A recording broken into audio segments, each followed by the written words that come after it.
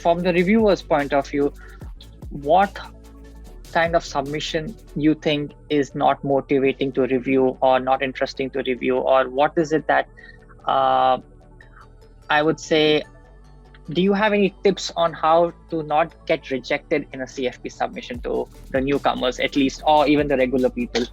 Do you have any suggestions? Asim, I'll again go with you first.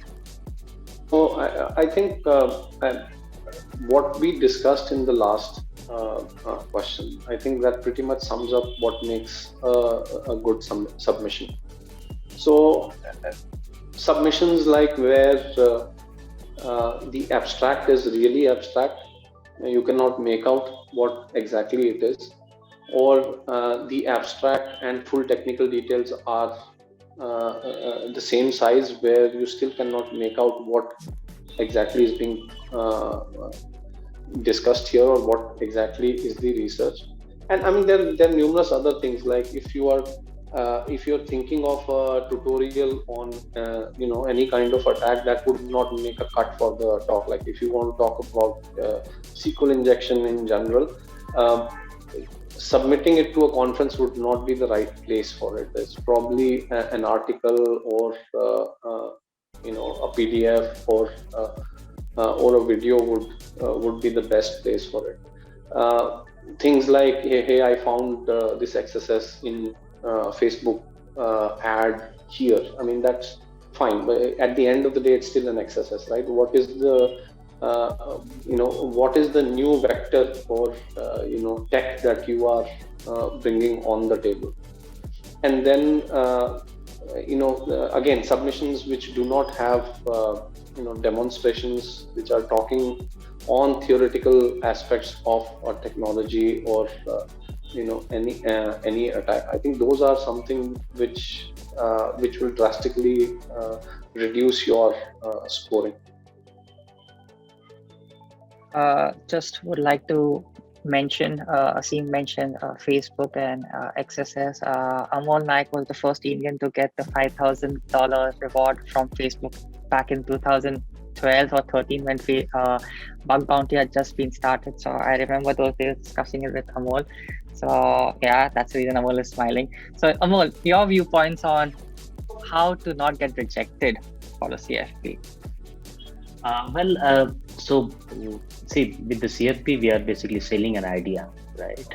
It is as good as your resume. It should be as good as your resume when you apply for a job, right? The more details you add, the more value that CFP will carry on for the researcher, right? It's very simple, right? And if your CFP reviewer think more on the ability or the technicality of your topic, it is less that you get better scoring. So your CFP should have enough information where reviewers, right, it is clear in the technicality, it is clear in the topic you want to discuss. I think that qualifies for the one of the best CFPs you can basically submit. And as Asim mentioned, right, writing 2 lines in abstract doesn't actually give any idea about, is it going to be a demo, or is it going to be solving any problem, or is it a new attack or something. That is definitely is going to score the less points. So that's my take on that. Anand, So have you come across any submissions where you just read the subject or the title and you say, this is going to be rejected, it's not interesting for me? This is where there are 2-3 kind of papers which I would probably outrightly reject until and unless something spotted throughout the submission. There are back in the college days, there is a competition, a paper presentation competition that happens, where the idea is to collate things from internet, put them into a nice slide deck and present.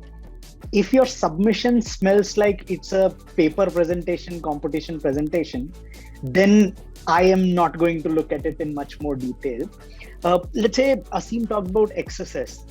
Yes, just a normal XSS, if you've got maybe you got $20,000 for it. It's not that you got X amount of money. What makes it interesting is what is that extra bits that you had to do. XSS, there is enough information publicly available. That extra bit that you had to do, let's say you had to change encoding and then you had to double encode and then you have to do n number of steps, and then the XSS was possible. We would be interested in looking at that aspect and then putting it across with all the other presentations that we have. And if it stands out, it gets a chance to be presented. But if your title and your abstract is that I want X amount at a big company, does not means that it's a good topic for a talk. Also, if something can be written in, say, like a one-page blog post, may not be the best idea to come up with a 30 minutes or 40 minutes talk around it.